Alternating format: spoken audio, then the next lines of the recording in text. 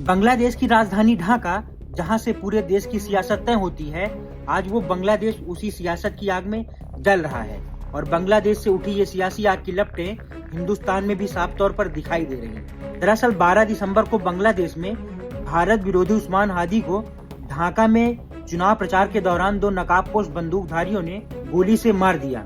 आपको बता दें कि उस्मान हादी की मौत के साजिश का आरोप बांग्लादेश के नेता और उस्मान हादी के समर्थक भारत पर लगा रहे हैं। बांग्लादेश के इन आरोपों के बीच पूर्व रॉ एजेंट लकी बिस्ट ने कई चौंकाने वाले दावे किए हैं। लकी बिस्ट का दावा है कि उस्मान हादी को बांग्लादेश की हुकूमत और आईएसआई ने मिलकर मरवाया है और वो बस दुनिया को दिखाने के लिए उस्मान की डेड बॉडी को इलाज के लिए सिंगापुर ले गए थे।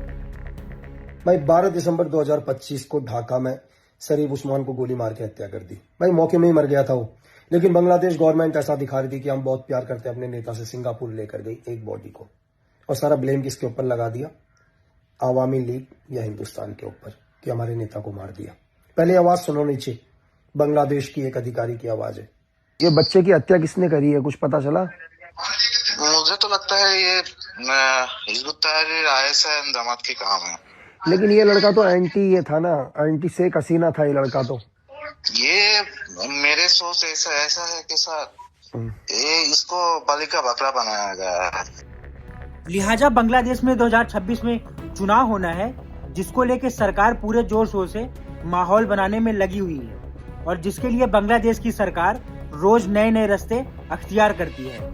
कभी अपने ही नेता उस्मान हादी को खुद मरवाकर इल्जाम भारत पर डाल देती है, तो कभी बांग्लादेश की सड़कों को अल्पसंख्यक हिंदुओं के खून से लाल कर देती है। सीधे सीधे शब्दों में कहें तो यूनुस सरकार सत्ता में बने रहने के लिए ब्रिटिश हुकूमत की साम दाम दंड भेद की नीति अपनाने में लगी हुई है।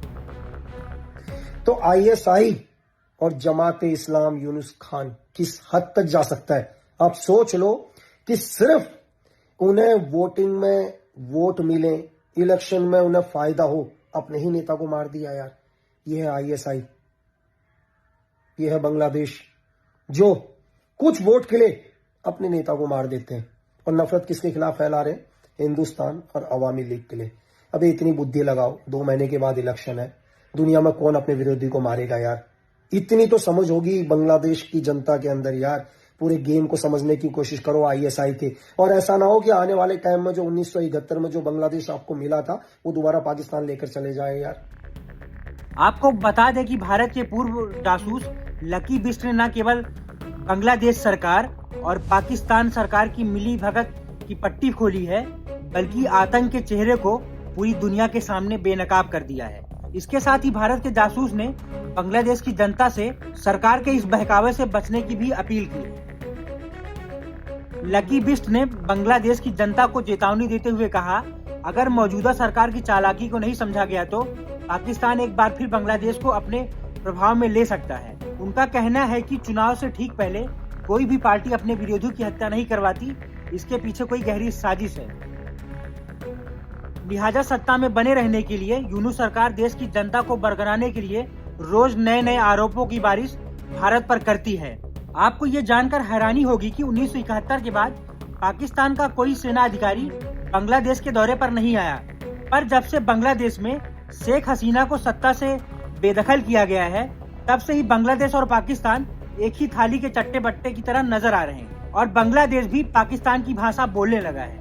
आपको बता दें कि इस नई नई दोस्ती को और भी मजबूत करने के लिए जनरल साहिर शमशाद मिर्जा ने अक्टूबर 2025 में बांग्लादेश का दौरा किया, जिसमें बांग्लादेश के अंतरिम प्रमुख मोहम्मद यूनुस ने पाकिस्तानी जनरल साहिर शमशाद मिर्जा को मिलने के दौरान एक नक्शा दिया, जिस पर भारत के पूर्वोत्तर राज्यों को बांग्लादेश का हिस्से जैसा दिखाया गया था। तो वहीं बांग्लादेश के कुछ एक्सपर्ट का मानना है कि हादी की मौत के बाद पाकिस्तान और जमात इस्लामी समर्थक कट्टरपंथियों ने जानबूझकर हिंसा फैलाई है, जिससे फरवरी में होने वाले चुनाव को टाला जा सके और भारत को जानबूझकर बलि का बकरा बनाया जा सके, ताकि मोहम्मद यूनुस के नेतृत्व वाली अंतरिम सरकार की नाकामियों पर पर्दा डाला जा सके। लिहाजा आज बांग्लादेश ऐसे दो राहे पर खड़ा है, जहां एक तरफ लोकतंत्र है और दूसरी तरफ साजिश, हिंसा और अराजकता।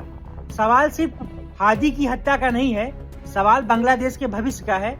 अब देखना यह है कि क्या बांग्लादेश की जनता सच को पहचानेगी या फिर सत्ता की साजिशों की आग में झुलसती चली जाएगी। फिलहाल इस खबर में इतना ही। Bureau report, Punjab Kesari TV. हमसे जुड़े रहने के लिए हमारे YouTube चैनल को सब्सक्राइब करें और नई वीडियो की नोटिफिकेशन के लिए बेल आइकॉन को दबाएं।